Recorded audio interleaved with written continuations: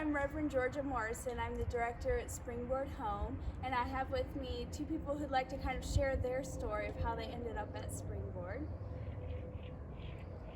Hi, I'm Mara. I'm Sophie. And Mara and Sophie are just one of the families who've come through the Springboard program. So what led you to ending up at Springboard? What happened in your life that led you here? Throughout middle school, Sophie was starting to struggle with friendships, struggling with just her self-identity and her emotions. We became aware of behaviors like self-harm behaviors that were just really upsetting and shocking to us, and that's kind of what led us initially to start reaching out for help. And we reached out in a variety of ways. We sought help from our church, and it wasn't really the help that we were looking for. We sought help from counselors and other just mentors in my life, and we would apply what we were learning, and things might get better for a little while, and then there would be like this sliding back, and then every time there was a sliding back, it seemed like it was just getting worse, and it was getting really hard to get Sophie out of bed in the morning. Like every morning was just a battle. Her mood was just really, really low, and different things would happen that broke our trust. Nothing like horrible, but it just was like little things all the time, like dishonesty, and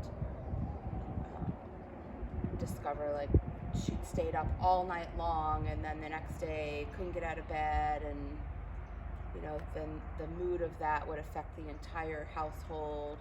And her father and I were just felt like we were bending over backwards to try to help her recover, but she didn't seem too interested in her own well-being at the time. Like she just, maybe she would say like, okay, I'm gonna do better, but there wasn't really, well, I can see now, she just couldn't. She didn't have it within her. She just needed more help than we were getting. And so things just progressively got worse. And then a friend of ours who works here and is a counselor, I reached out to her for help, and she offered to kind of step in and act just like a mentor to Sophie and take her out for ice cream or for dinner and just talk with her, and gave us some resources of what we could be doing as parents to kind of help her pull out of this funk that she was in. And it just, that would work for a little bit. You know, she would meet with her, and then she'd feel like she'd seem okay, and we'd be like, okay, this is it, like we're on the right track.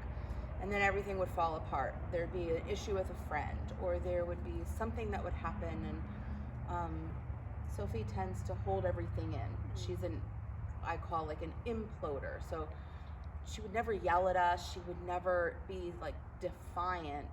She would on the outside appear to be very compliant with what we were asking, but on the inside she was hurting and just drowning in whatever she was going through, that we just struggled to pull out of her and understand what it was. And things just came to a head where I was really starting to fear. The self-harm had gotten worse, and I was concerned about her like doing something that couldn't be undone. And I could tell it came to a head to where I remember her saying like, I don't know why I am like this, and I don't know how to make it better, but you know, I could tell she was hurting. And I had said to her, look, if at any point it gets to where like everything that we're doing isn't enough and we need to do more, like we'll do whatever it takes to help you get better. And so her mentor, who works here at Springboard, said, I really think that this would be a good fit for Sophie if you guys are interested in checking it out. And we were kind of at our wits' end at that point. I felt like I didn't know what else to do as a mom, and the dynamic in our home from what Sophie was going through, like it was affecting everybody. She has younger sisters. the feeling in our home was just eggshells and stress and fear and anxiety and frustration, and we knew like something has to change because it was impacting everybody. It wasn't just about Sophie at that point, even though, you know, that's where our focus was. It was taking away from everybody. And so I talked to her about it, and I said, do you want to consider it? And she just, you know, that seemed like such a big deal. And I remember there were times when she didn't want to do what we were asking, like, hey, we need to have a good sleep routine. You can't eat sugar all day. You can't be up at 4 a.m. eating frosting. Like, these were contributing to why you don't feel well, but she just wouldn't, like, listen at that time. She couldn't listen. She couldn't hear what we were saying.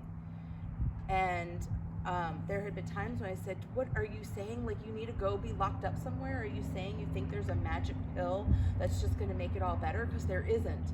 But then, and that was my own frustration as a mom, like, you have to work with me here. There's not going to be this, like, snapping of the fingers and you're suddenly going to be okay with who you are and how you feel. You have to do the work too, and we can't be doing all the work for you.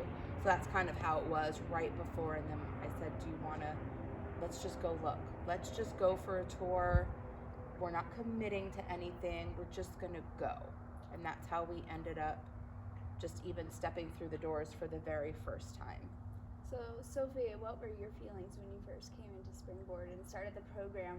Where were you at, and what were you thinking? I was thinking, I thought, like, it didn't seem real at first. Like, I didn't think I was going to stay. Like, I didn't think I was going to, like, leave or anything. I just thought, like, it wasn't real. Like, it seemed so, like a dream almost. And I wasn't worried. For some reason, that feeling when you get worried about something big you're going to do that you can't really turn back from, I didn't get that feeling. It was, like, peaceful, so I felt okay going into the program. And then everyone was so nice and, like, sweet, and they kind of understood what was going on. And even though I was, like, worried and I didn't really know how to act, and I was, like, in the place I was in, there were girls who had also been in that place, so they understood and they knew how I needed to, like, warm up. So they were just nice. And the first few nights, it was, like, weird because it was a new place, so it was hard to sleep, and I was on such a bad sleep schedule. But as the weeks, like, progressed, I noticed that as I was getting normal sleep, my mood was better and I had energy, and just things that weren't normal were starting to become normal again. Like, my, like, teenage years felt like not as weird and irregular as they usually were. So it was, like, more like I had a schedule and I was on, like, the right track, and it was, like, healthy. Okay, that sounds good. So what would you say is your biggest takeaway from Springboard while you were here? What area did you grow the most in or learn more about yourself? I learned, I think, mostly about in the classroom with the packets and the curriculum. Just lots of things that I didn't know and that could benefit me so much in my life, and things that just helped me, like, realize, like, what was going on and why I was like being the way I was, and things that would help me if I ever, like, go back to that again. Things that would help me, like books in the Bible to read that are helpful, and just things that I didn't know were actually in the Bible and a part of Jesus and Him and God, and it brought, like, almost new meaning to me, because just seeing, like, going deeper into it and hearing and, like, actually wanting to hear it, whereas before I didn't want to hear it. I was tired of it because I've been hearing it so much. But then going, like, deeper into it and seeing that there's so much more, I was like, oh, I do want to learn this. Like, it's really cool and it helps me a lot, and now it's really where I go to when I, like, can't sleep or I'm just having, like, a rough day. That's awesome. So, Meryl, what would you say about the family program and the family aspect on your side? What helped you with Springboard? Where were you at in that? It was so helpful. At first, I was really frustrated because I would hear feedback about how Sophie was doing and how she was responding to things, and it was frustrating because I was like, but these are all the things that we were doing. Like, we were trying to make sure she would be on this sleep schedule and tell her if you just would get the right amount of sleep, that would be like a huge hurdle. And then to hear that, but it worked at Springboard and now she's getting sleep and she's saying things like, oh, I'm sleeping so good, it makes such a big difference. On our calls, she would say stuff and I'd be like, but this is like, we talked about that. And then she would talk about Jesus and what she was learning in the Bible. And we are like a strong Bible believing family. Like, we study the Bible together, we homeschool, and we go to church and we do all those things. And I was like, but why didn't that work at home? But here she is at Springboard and it's like clicking for her. So for some of it was really humbling for me to realize, like, I am not the end all be all for my children. Like, I am not their savior, and I will never perfectly parent them into salvation, which of course was like my main goal as a Christian mom was, if my kids receive the Lord, I've done my job and everything else is gravy. And so I would, her counselor Alicia, I'd be like, what? She said what? I have said that to her 1,000,000 times. What do you mean she's acting like this is brand new information? And she would just encourage me and say, it's okay. Does it really matter where she finally got it from and where it clicked? Or does it matter that it did? It doesn't, like, all the things that you did, put those seeds in there. And that's why she's able to receive it and hear it so quickly and easily and grow. So she would encourage me and say, don't discount all that you did as a mom. It all led to this moment and it's all good. And then I'd feel better about myself. And then I had resources that were really helpful. I was reading books. So while Sophie was there doing her work, I was doing my own work at home with my husband and the kids. We were all learning more about how we operate as a family and the things that matter to us. We practiced a lot of learning about like the love languages, and Sophie was learning about it. So when we would have our calls, we had something to talk about that was relating to what she was experiencing. And I remember having a call where we all sat on the speakerphone sharing our love languages and just really celebrating that we were learning more about each other and how we could love each other better and in the ways that each of us could receive that. And I think the biggest thing is when it got closer to Sophie coming home, that anxiety came in again. Because the first day, it was really hard to leave her here. And but the first morning that I woke up and she was here, I didn't realize just how stressed I was. And the relief of her being somewhere safe and realizing that, like, every morning I would go down to her room and knock on that door and just wonder, like, is she going to be alive in there? Or, you know, like, I would just worry so much about that. And so that first day, it was like the relief gave me the peace to work on myself and what I needed to do as a mom. Sorry. You're good. And realizing, like, I had my own work to do. I had my own past that I brought into the parenting. And she's my first. And my childhood and growing up were so difficult and hurtful. And I thought that as a mom, if I just did everything right, that I could avoid that for her.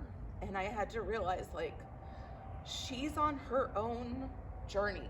Yeah. And I cannot protect her from every hurt and painful thing. And that I couldn't save her from every hurt that happened. And those things were going to happen no matter how much we tried to parent perfectly and do everything right. So as it led up to her getting ready to leave, the anxiety came back in. I was really worried. And one night I was talking with my husband and I said, Andy, I'm so anxious about Sophie coming home because she's doing so amazing at Springboard. I'm never going to be able to replicate what they do there. I'm one mom with 3 kids and they have a whole team and staff that are making sure she's in bed and getting up and guiding her all day long. And I said, I can't do that. I'm going to fail. And he said, if you have to do that, then the program didn't work. And I was like, you're right. Of course, I don't have to do that because she has the tools. It's not my job to do that for her anymore. And so having those tools and having some prompts and guidelines of how to approach a conversation if I see something that's concerning me, and how to bring it up in a way that's open and that shows grace to her, and not being like that drill sergeant of like, what are you doing? Why are you doing that? Where's this? The constant like, well, I learned in the Love and Logic books about being the helicopter parent or the drill sergeant or the one that's just like, whatever, I give up. Do whatever you're going to do, and finding that what they describe as the consultant mom that's just listening and saying, well, can I share my thoughts on that? And having that open communication. It's been amazing because it hasn't been perfect since she's come out of Springboard. There's no perfect, but there's love and there's grace and there's communication and there's goals, and all of that I learned while she was doing her work by doing the work that you guys set up and attending the parent workshops and attending the counseling and reading all the stuff that was suggested to read. I wanted Sophie to know that we didn't just like drop her off and say, okay, good luck, work on yourself, we're ready for you to come back when you're better. But I wanted her to know like, hey, everybody's doing the work, we're all in this together, we're a family. And I think that really, it helped. I have mascara all over my face now. You're good. So, Sophie, what would you say has been your biggest breakthrough since you've been home, or what's one thing that's different now that wasn't before? Like before Springboard? Yeah. Sleep is definitely a big one. The having the good amount of hours of sleep as a teenager is like big, and it helps, and it's definitely energy, and it impacts my mood, and I think probably eating is one of them. Eating, which has helped me have also more energy, but also feel like better and more like healthy and almost like clean, I guess. Just not as like bad as the eating habits I had before. Yeah. Whereas I just ate just cause, but now it's like healthy. Like I don't need to eat right now because I have something else to do, and I'm not like bored. Like I have things to do, so I don't let my mind wander as easily. Like finding things like reading my Bible or journaling, music, playing the piano. So things like that help me keep my mind distracted, so I'm not like as easily pulled back into that like place in my mind that I don't want to be. So what would you say to a girl who's thinking about going into Springboard? What piece of advice would you give her? I would say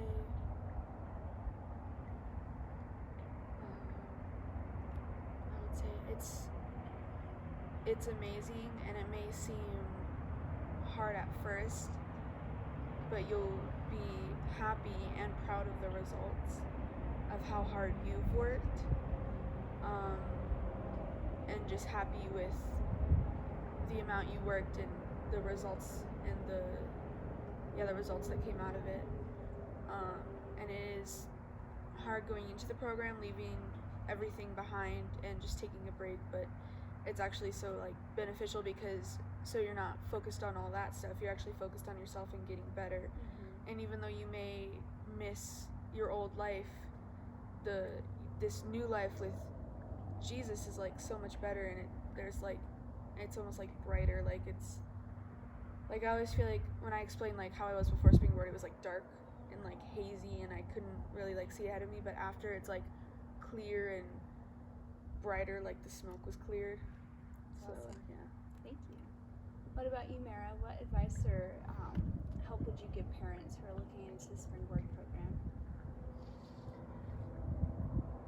I would say that you don't have to blame yourself for how things are, but you do need to take responsibility for how they're going to be in the future, and to trust the process, and to know that God loves your child even more than you do.